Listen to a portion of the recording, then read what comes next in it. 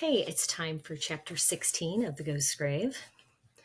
All right, so last chapter, Anne Ethel did break her ankle, and she has to spend the night in the hospital. However, on the way to the hospital, Josh saw a man digging up the grave. So Mr. Turlip knows that someone stole his money, but he doesn't know who. And now Josh has to spend the night alone at Anne Ethel's house. Okay, let's see what happens next. Breathing hard, Mr. Turlip held the torn plastic bag and stared into the empty hole. The box was gone. The box containing all the money for his golden retirement had been stolen. How dare someone remove what belonged to him? He knew the box had been discovered accidentally because he had told no one where he'd hidden it. Unfortunately, he did not know whose grave this was, so he had no way to track down any relative or friend who might have planted the daisies. Mr. Turlip stood up, wiped his filthy hands on his suit pants, and looked around the cemetery. What's he going to see? The same kind of daisies bloomed on another grave a few rows over. The thief must have planted those too. Uh-oh. Mr. Turlip rushed over to the second clump of daisies and read the name on the headstone. Florence Hodge. He remembered her. She and her sister used to come to the bank to complain whenever interest rates and savings went down. Mr. Turlip didn't know she had died, but come to think of it, he had not seen her in a while. Was the sister still living? Had she come here and planted flowers? Is that who took his money? If so, it ought to be a simple matter to get it back, as long as he got to the old woman before she told anyone what she'd found. Mr. Turlip ran back to his car and broke the speed limit driving toward the town. He tried to remember the sister's name. Edna? Emma? He decided to go to the Carbon City post office and ask where the Hodge sisters lived. The surviving sister might still live around here. In a small town like Carbon City, everyone would use the same post office. He reached the post office as a woman was turning a key in the lock on the front door. He screeched to a halt in the parking lot and jumped out of his car. "Sorry," she said. "The post office is closed for today. If you need stamps, you'll have to come back tomorrow. All I need is information. I'm looking for the sister of an old friend. My friend's name was Florence Hodge, but I can't remember the name of her sister or where she lives." "I'm not the regular postmistress," the woman said. "She was sick today, and I substituted for her. I don't sub here often, so I don't know the local people. If there is a Hodge who has a P.O. box, I wouldn't know the street address. If you want to come back tomorrow morning, the regular postmistress will be back, and she might be able to help you." "Can't you look it up? You must have records." "Sorry, the post office closed at 5. I stayed to finish some paperwork." The woman walked to her car, ignoring the icy glare from Mr. Turlip. He went next door to the Carbon City Market and asked the clerk if he could use a telephone directory. The man reached under the counter and began sorting through piles of papers. "You want King County or Pierce County?" he asked. "I want this area, the local numbers." "Hold on, then. It's in the back room by my personal phone." Mr. Turlip drummed his fingers on the counter while the man ambled to the rear of the store and went through a door marked private. "Don't take all day," Mr. Turlip called after him. "I'm in a hurry." The clerk reappeared. "Keep your shirt on," he grumbled as he slapped the slim phone book on the counter. Mr. Turlip turned quickly to the H page and ran his finger down the listings. He stopped at E. Hodge. A phone number followed, but no address. "It doesn't give the address," he said. "Who is it you're trying to find?" Mr. Turlip hesitated. He didn't want to tell this man he was searching for someone named Hodge, whose first name he didn't know. What if the old lady put up a struggle and wouldn't give him the box? What if he had to take it by force? It was foolish to have a witness who could identify him, a witness who would swear he had come in the market looking for Miss Hodge's address. It would be better to drive to the bank and look through the records there. Most of the old timers who lived around here had stuck with the local bank, even after two of the big national banks opened branches in town. Probably this Hodge woman's address was on file in his own office, where nobody would wonder why he wanted it. Mr. Turlip slapped the phone book closed, then turned and pushed open the door. As he hurried out, he heard the clerk call, "You're welcome." He headed away from the Carbon City back to the bank in Diamond Hill. As he drove, he became more and more agitated. What if the woman had already called the police and turned the money in? What if he was already too late?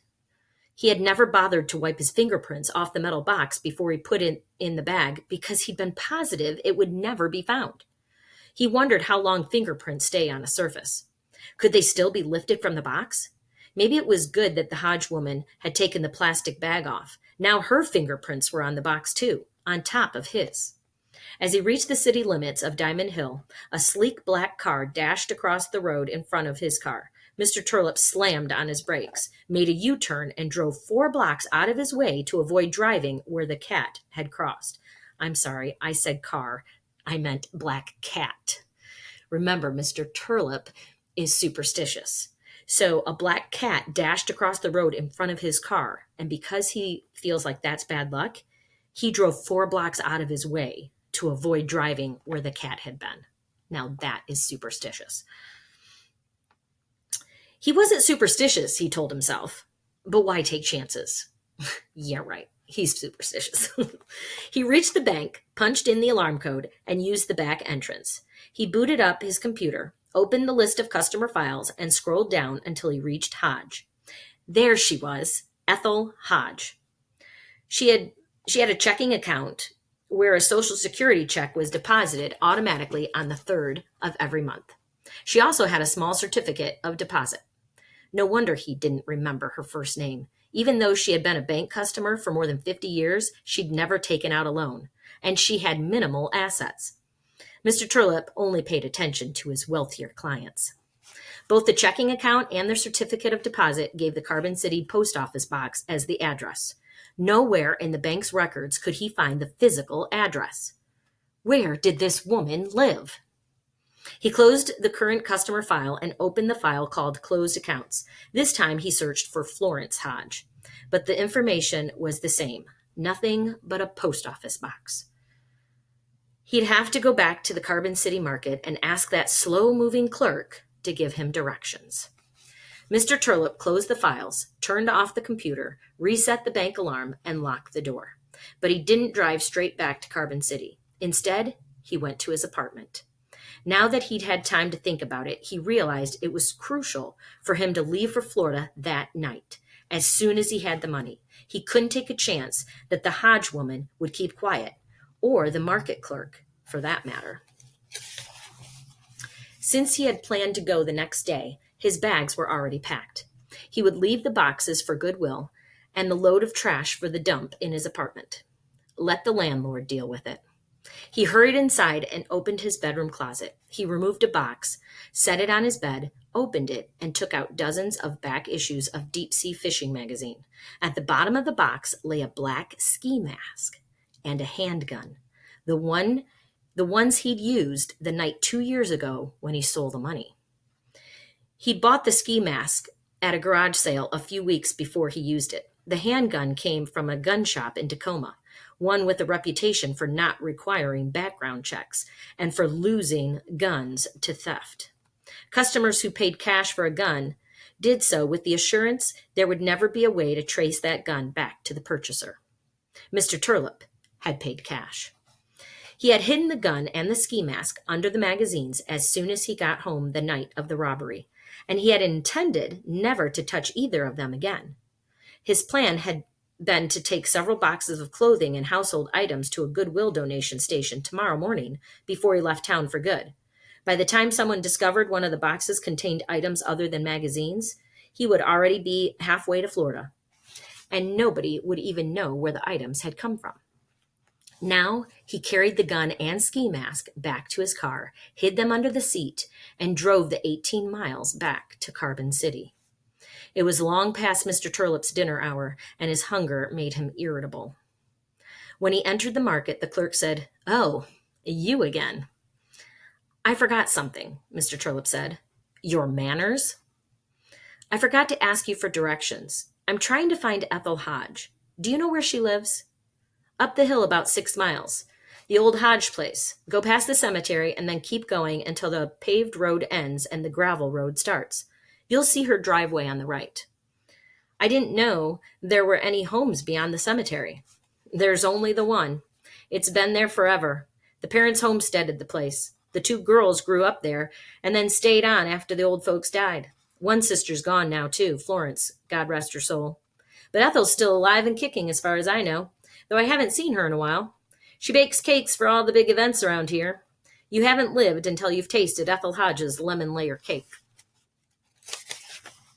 Mr. Turlip couldn't wait while the man yammered on about the Hodge woman's cakes. He walked away while the man was in mid-sentence and rushed to his car. As the market door banged shut, he heard the man holler, "You're welcome again." Impudent clerk. Didn't he know he was insulting the manager of the bank? Let him come in next week wanting a loan so he could buy a new car. Mr. Turlip began imagining how he'd turned down the application, then realized he would no longer have any say about who got loans or who didn't. Today had been his last day of work, his last day to earn a paycheck. He gripped the steering wheel and started up the hill. He had to get that box of money. He drove past the cemetery again. The rain fell steadily now. He had never come here after dark before, but his eyes automatically looked toward the place where his money had been hidden. His headlights illuminated the wilted daisies that lay beside the gaping hole.